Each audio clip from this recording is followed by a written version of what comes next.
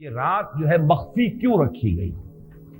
تعین کے ساتھ کچھ معلوم نہیں یہ رات کون سی رات ہے، کون سی رات ہے، اس کا جواب تو میں بعد میں دوں گا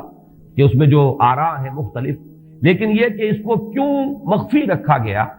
اس پر کچھ پیاری باتیں ہیں جو مفسرین نے کہی ہیں۔ پہلی بات تو یہ کہ جتنی عظیم چیزیں ہیں ان سب کو مخفی رکھا گیا۔ قیامت کب آئے گی؟ مخفی ہے، آئے گی یہ یقینی ہے۔ کب آئے گی؟ یہ تو ان امور میں سے ہے کہ جس کا علم نبی اکرم صلی اللہ علیہ وسلم کو بھی نہیں دیا گیا، جبرائیل کو بھی نہیں دیا گیا۔ چنانچہ حدیث جبرائیل میں واضح طور پر الفاظ موجود ہیں، وَمَا الْمَسْئُولُ عَنْهَا بِأَعْلَمَ مِنَ السَّائِلِ، کچھ معلوم نہیں، نہ سائل کو معلوم نہ مسئول کو معلوم قیامت کب آئے گی۔ اب یہ عظیم حقیقت مخفی رکھا گیا اور اس کا خاص طور پر ذکر کیا گیا سورہ طٰہٰ میں، اکاد اخفیھا لتجزی کل نفس بما تسعی۔ اگر تعین کر دیا جاتا تو جو قریب کے زمانے کے لوگ ہوتے وہ تو خوب پھر محنت کرتے آخرت کے لیے، اور ذرا فاصلے والے ہوتے وہ ذرا تساہل کرتے اس کے بارے میں۔ اس کو رکھا گیا ہے، تلوار لٹکی ہوئی ہے، کسی بھی وقت گر سکتی ہے، یہ جیسے گلوٹین کبھی اگر آپ نے دیکھا ہو جس طریقے سے کہ اس کا چھرا گرتا ہے، کسی بھی وقت گر سکتی ہے، لہٰذا ہر وقت چوکس رہو، چوکنے رہو۔ جیسے کہ صحابہ کرام کی شان معلوم ہوتی ہے بعض روایات سے کہ ذرا تیز ہوا چلتی تھی تو وہ سمجھتے تھے کہ قیامت آ گئی۔ اس درجے استحضار تھا اعصاب کے اوپر، اس کا اتنا اثر تھا کہ ذرا تیز جھکڑ چلا اور انہوں نے سمجھا قیامت آ گئی۔ تو اس طریقے سے قیامت کو مخفی رکھا گیا۔ اکاد اخفیھا لتجزی کل نفس بما تسعی۔ نہ آج سے 100 برس پہلے والوں کو معلوم تھا کہ قیامت کب آئے گی، نہ آج والوں کو معلوم ہے، نہ اگر ابھی دنیا کی عمر ہے ابھی 100 برس اور تو قیامت سے ایک دن پہلے بھی شاید یقینی طور پر معلوم نہ ہو سکے کہ کل قیامت آ رہی ہے، تاکہ ہر وقت جو ہے امتحان اتنا ہی شدید رہے، اتنا ہی کڑا امتحان رہے ہر ایک کے لیے۔ لتجزی کل نفس بما تجزی بما تسعی، تاکہ ہر ذی نفس کو بدلہ ملے اس کی سعی کے مطابق۔ اسی طریقے سے موت کا وقت معلوم نہیں، وما تدری نفس بأی ارض تموت، کہاں موت آئے گی کچھ معلوم نہیں، کہاں موت آئے گی، کب موت آئے گی کچھ معلوم نہیں۔ اسی طرح نوٹ کیجئے صلاۃ وسطیٰ، حافظوا علی الصلوات والصلاۃ الوسطیٰ معین نہیں ہے، اس کے لیے آراء اگرچہ ہیں، اکثر آراء جمع ہو گئی ہیں صلاۃ العصر کے بارے میں، لیکن تعین سے حتمی طور پر نہیں کہہ سکتے۔ یہ رائے بھی ہے کہ کوئی بھی معین نہیں، تمام نمازیں جو ہیں وہ صلاۃ وسطیٰ کے حکم میں۔ بہترین نماز، کوشش کرو کہ پوری محافظت کرو، صرف نماز کی نہیں، بہترین نماز کی۔ ہر نماز تمہاری بہترین نماز ہونی چاہیے، ہر روز روز عید ہو، ہر شب شب برات۔ اگر اللہ تعالیٰ کے ساتھ کوئی قلبی ربط ہے تو ہر دن جو گزر رہا ہے وہ روز عید ہے، اور ہر شب جو گزر رہی ہے وہ شب برات ہے۔ لیکن اگر وہ کہ انسان کو غفلت ان کے قلب پر طاری ہے تو وہ عید کا دن بھی اس کے لیے ایک عام دن ہے، اور شب برات بھی اس کے لیے ویسی ہی ایک رات ہے جیسی کہ ہر روز آتی ہے اور چلی جاتی ہے۔ اس اعتبار سے اس کو بھی خاص جو ہے معین نہیں کیا گیا صلاۃ وسطیٰ کون سی ہے۔ اسی طرح بعض روایات میں جو آتا ہے اسم اعظم، اللہ کا ایک نام ایسا ہے کہ اس کے واسطے سے اللہ سے جو بات مانگی جائے وہ رد نہیں ہوتی، لیکن وہ کون سا نہیں بتایا گیا۔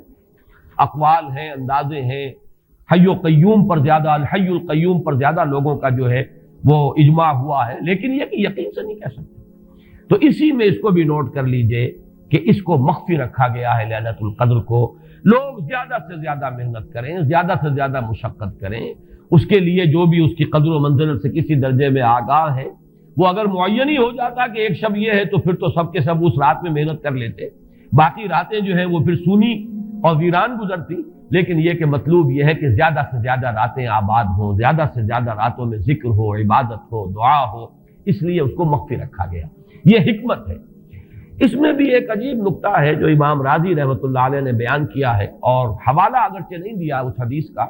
لیکن ایک روایت کے حوالے سے بات بیان کی ہے کہ اس کے ظاہر نہ کرنے میں بھی اللہ کی ایک شفقت اور رحمت ہے بندوں کے حق میں، اس لیے کہ اس کی قدر جتنی زیادہ ہے اتنی ہی اس کی ناقدری پر سزا ہوگی۔ اگر معلوم ہو کہ یہ شب ہے اور اس کی ناقدری کو انسان کرے تو گویا کہ پھر وہ اتنا ہی زیادہ مورد عقاب اور مورد سزا بن جائے گا۔ اس کے لیے ایک بڑا پیارا واقعہ نقل کیا امام راضی نے کہ حضور صلی اللہ علیہ وسلم حضرت علی رضی اللہ تعالی عنہ ایک روز مسجد میں داخل ہوئے، ساتھ ہی آئے ہیں، دیکھا کہ ایک شخص سو رہا ہے، نماز کا وقت ہو چکا تھا۔ حضور نے حضرت علی سے فرمایا کہ اسے جگا دو، اسے ہوش میں لے آؤ تاکہ یہ وضو کرے، نماز کے لیے تیاری کرے۔ حضرت علی نے امتثال امر کیا، جا کر جگا دیا۔ لیکن پھر ایک سوال کیا حضرت علی کہ حضور آپ تو خود نیکی کے کاموں میں بہت سبقت فرمانے والے ہیں، سباق بالخیر یہ لفظ آئے، سبقت کرنے والے بہت کثرت کے ساتھ، تو آپ نے یہ جو ہے یہ کام خود کیوں نہیں فرمایا اور مجھے کیوں اس کے لیے آپ نے حکم دیا؟ آپ خود بھی اسے جگا سکتے تھے۔ آپ نے فرمایا کہ تم اس کی حکمت کو سمجھ لو، میرے جگانے پر اگر وہ نہ جاگتا اور انکار کر دیتا تو کفر ہو جاتا اس کے حق میں، اور تمہارے جگانے پر اگر کوئی تساہل سے بھی وہ کام لیتا تو وہ کفر نہ ہوتا۔ تو یہ ایک فرق ہے کہ اللہ تعالیٰ کی طرف سے ایک شفقت ہے کہ حضور صلی اللہ علیہ وسلم جگاتے اور کسی درجے میں وہ انکار کر دیتا۔ کبھی ایسا بھی ہوتا آدمی نیند میں ہے اور وہ کہتا جاؤ جاؤ مجھے آرام کرنے دو، تو اگر میرے ساتھ یہ معاملہ ہوتا تو وہ کفر کے درجے کو پہنچ جاتی بات، لیکن اگر تمہارے ساتھ یہ معاملہ ہو بھی جاتا تو اس درجے شدید نہ ہوتا۔ تو گویا کہ حضور نے اس شخص پر شفقت کے اعتبار سے یہ شکل اختیار کی کہ خود نہیں جگایا، بلکہ یہ کہ حضرت علی رضی اللہ تعالیٰ عنہ کو حکم دیا کہ اسے جگا دیں۔ تو یہ نقطہ کہ لیلۃ القدر کے اخفاء میں یہ بات بھی ہے کہ اگر اس کو عیاں کر دیا جاتا، معین کر دیا جاتا، تو پھر جو لوگ اس سے غافل رہتے پھر وہ بہت سخت ناقدری کا ارتکاب کرتے اور بڑی سزا کے مستوجب ہو جاتے۔ اب چھٹی بحث ہے کہ وہ رات کون سی ہے۔ اگرچہ ایک رائے شاذ یہ بھی ہے کہ وہ رمضان سے باہر کی رات بھی ہو سکتی ہے، لازم نہیں ہے کہ رمضان ہی کی کوئی شب ہو۔ اس میں چونکہ بعض حضرات نے ایک روایت کی وجہ سے جسے ہم شب برات کہتے ہیں، لیلۃ البرات، یہ شعبان کی 15ویں شب، درمیانی شب، اور اس کے بارے میں ایک روایت موجود ہے حضرت عائشہ صدیقہ رضی اللہ تعالی عنہا کی کہ رات کے وقت ان کی آنکھ کھلی اور وہ باری آپ ہی کے پاس شب باسی کی تھی حضور کی، تو حضور موجود نہیں تھے، تو تشویش ہوئی کہاں گئے۔ تو جب تلاش کی گئی تو معلوم ہوا کہ حضور جنت البقیع قبرستان میں پہنچے ہوئے ہیں اور وہاں آپ ان کے لیے جو بھی وہاں دفن ہے ان کے لیے استغفار فرما رہے ہیں۔ جب پوچھا گیا معاملہ کیا، تو آپ نے فرمایا یہ بڑی عظیم رات ہے اور اس رات میں فوت ہونے والوں کا فیصلہ ہو جاتا ہے، پیدا ہونے والوں کا فیصلہ ہو جاتا ہے۔ تو اب وہ بھی ایک لیلہ مبارکہ، اسی وجہ سے بعض لوگوں نے وہ جو سورہ دخان کی ابتدائی آیات ہیں انا انزلناہ فی لیلۃ مبارکۃ، اس کو محمول کیا ہے اسی رات پر کہ جس کو ہم شب برات کہتے ہیں اپنی عام اصطلاح میں، لیلۃ البرات اسے عربی میں کہا جاتا ہے۔ برات کے معنی کسی کا چھٹکارا پا لینا۔ یہ شب برات جو ہے وہ برات شادی والی برات نہیں ہے، بلکہ یہ برات کا لفظ ہے عربی زبان کا، جو ہمارے ہاں وہ غلط العام میں برات شب برات بن گیا ہے۔ برات، برات من اللہ ورسولہ، جو سورہ برات کا پہلا لفظ ہے کہ چھٹکارا پانا، کہ وہ رات بھی ایسی ہے کہ اس میں انسان استغفار کرے اور اللہ تعالیٰ سے اپنے گناہوں کی معافی مانگے تو اپنے آپ کو جہنم سے چھٹکارا دلا سکتا ہے، وہ شب برات ہے۔ اس اعتبار سے کچھ لوگوں نے گمان کیا کہ شاید لیلۃ القدر اور لیلہ مبارکہ اس حدیث کی روح سے وہی شب ہے، وہ ظاہر بات ہے کہ خارج از رمضان مبارک ہے، اور یہ کہ اس کے علاوہ بھی بعض آراء ہیں، لیکن یہ آراء جو ہے شاذ کے درجے میں۔ میں یہ کہہ سکتا ہوں کہ تقریباً اجماع ہے اس پر کہ یہ رات رمضان مبارک ہی کی ایک رات ہے۔ اس کی دلیل ایک تو یہ کہ القرآن یفسر بعضہ بعضا کے اصول کے مطابق قرآن مجید کے اندر سورہ بقرہ میں یہ واضح کر دیا گیا شہر رمضان الذی انزل فیہ القرآن، رمضان مبارک کا مہینہ وہ ہے کہ جس میں قرآن نازل کیا گیا، اور یہاں فرمایا انا انزلناہ فی لیلۃ القدر، ہم نے اس کو اتارا ہے لیلۃ القدر میں۔ ان دونوں کو جوڑیے تو اس کا ایک لا محالہ جو ایک انیویٹیبل رزلٹ نکلتا ہے وہ یہی ہے کہ یہ لیلۃ القدر رمضان مبارک میں۔ دوسری اس کی تائید ہوتی ہے وہ مشہور حدیث جس کو الحمدللہ کہ ہم نے بہت عام کیا ہے، رمضان مبارک کی آمد سے قبل کوشش ہوتی ہے ہر سال جو ہے اس کی یاد دہانی کرا دی جائے۔ ایک طویل خطبہ جو حضور نے دیا تھا، خطبنا رسول اللہ صلی اللہ علیہ وسلم فی آخر یوم من شعبان، یہ حضرت سلمان فارسی رضی اللہ تعالیٰ عنہ سے مروی ہے کہ حضور نے شعبان کے آخری دن ہمیں خطبہ ارشاد فرمایا، یا ایھا الناس قد اظلکم شہر عظیم شہر مبارک شہر فیہ لیلۃ خیر من الف شہر، لوگوں آگاہ ہو جاؤ، تم پر ایک بہت مبارک مہینے نے، بڑی عظمت والے مہینے نے سایہ کر دیا ہے، سایہ فگن ہو گیا ہے تم پر ایک مہینہ جو بڑی عظمت والا ہے، شہر عظیم جو بڑی برکت والا ہے، شہر مبارک، اور تیسرا جملہ اس میں یہی ہے شہر فیہ لیلۃ خیر من الف شہر، وہ مہینہ کہ جس میں ایک رات وہ بھی ہے کہ جو 1000 مہینوں سے افضل ہے۔ ان دونوں چیزوں کے حوالے سے تقریباً دلائل بھی موجود ہیں، اور ویسے یہ کہ جیسا کہ میں عرض کر چکا ہوں اجماع ہے کہ یہ رمضان مبارک ہی کی ایک شب ہے۔ لیکن رمضان مبارک کی کون سی شب ہے، اس پر بعض مفسرین نے تو لکھا ہے کہ 40 قول ہیں۔ چنانچہ صاحب تفسیر مظہری قاضی ثناء اللہ پانی پتی نے، میں نے وہ تفصیل تو نہیں پڑھی،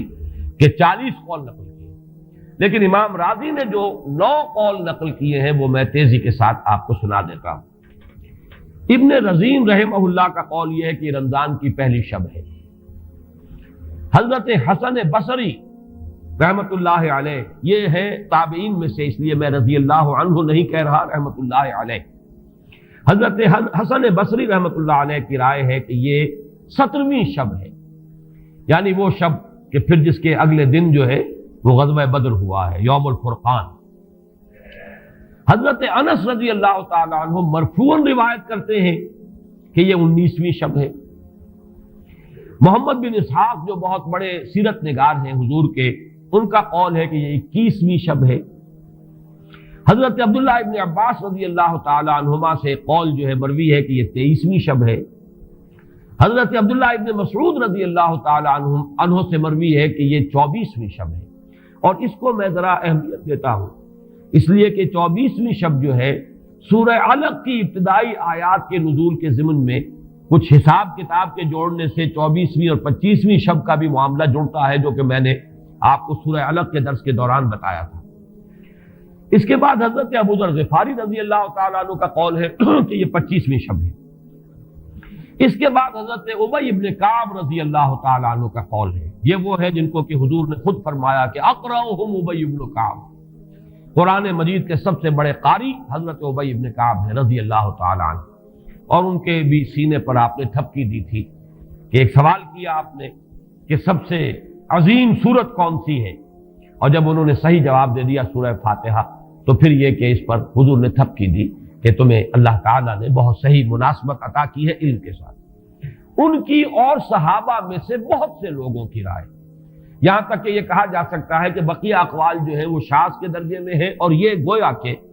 اگر اجماع نہ کہا جائے تو بہت حد تک اتفاق کے درجے میں ہے کہ یہ 27ویں شب ہے۔